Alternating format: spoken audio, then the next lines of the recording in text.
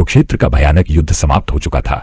जहां कभी शंखों की गूंज और वीरों की ललकार थी, वहां अब केवल सन्नाटा और सिसकियां शेष थी। हस्तिनापुर की महारानी गांधारी अपने महल के एक एकांत कोने में बैठी थी।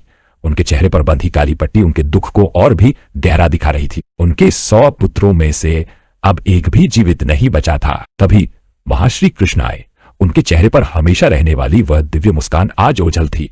उन्होंने गांधारी के पास जाकर उन्हें सांत्वना देने का प्रयास किया, लेकिन गांधारी का हृदय शोक और क्रोध की ज्वाला में जल रहा था। उन्होंने कृष्ण की उपस्थिति को महसूस किया, पर उनकी सांत्वना को स्वीकार नहीं कर पाई। कृष्ण ने शांति से कहा, माता, संसार का नियम परिवर्तनशील है। आपको एक बार युद्ध भूमि देखनी चाहिए ताकि आप इस सत्य को स्वीकार कर सके। कृष्ण ने गांधारी का हाथ पकड़ा और उन्हें उस मैदान की ओर ले गए जहां कुरुक्षेत्र का इतिहास लिखा गया था। चारों ओर केवल धूल और राख उड़ रही थी। जैसे ही वे युद्ध भूमि के बीचों बीच पहुंचे, गांधारी ने अपनी आंतरिक दृष्टि से उस विनाश को देखा। हर तरफ उनके पुत्रों और प्रियजनों के शव पड़े थे। गिद्ध आकाश में मंडरा रहे थे और टूटे हुए रथों के ढेर लगे थे।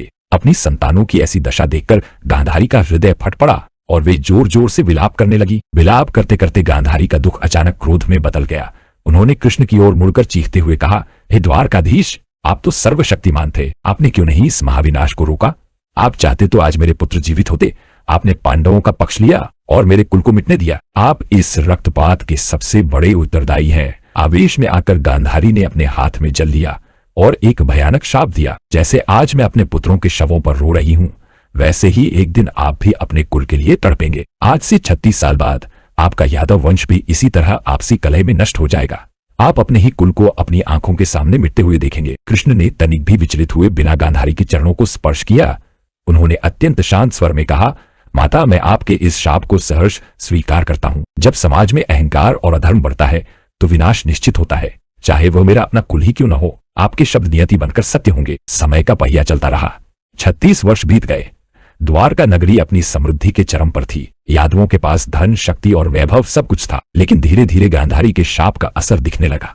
यादव वीरों के मन में अहंकार भर गया और वे आपस में ही छोटी छोटी बातों पर लड़ने झगड़ने लगे। अंततः वही हुआ जो नियति में लिखा था। एक उत्सव के दौरान यादवों के बीच आपसी विवाद इतना बढ़ गया कि उन्होंने एक दूसरे पर प्रहार करना शुरू कर दिया। द्वारका के समुद्र तट पर उगी हुई घास इरका भी अस्त्र बन गई। देखते ही देखते पूरा यादव वंश समाप्त हो गया। कृष्ण ने एकांत में बैठकर अपने कुल का अंत देखा। यह कहानी हमें एक महान सत्य सिखाती है। युद्ध में कभी कोई नहीं जीतता। अंत में केवल शोक और विनाश ही शेष रहता है। अहंकार व्यक्ति को उसके अंत की ओर ले जाता है और कर्मों का फल टाला नहीं जा सकता। शांति और क्षमा ही वह मार्ग है जो संसार को विनाश से बचा सकता है।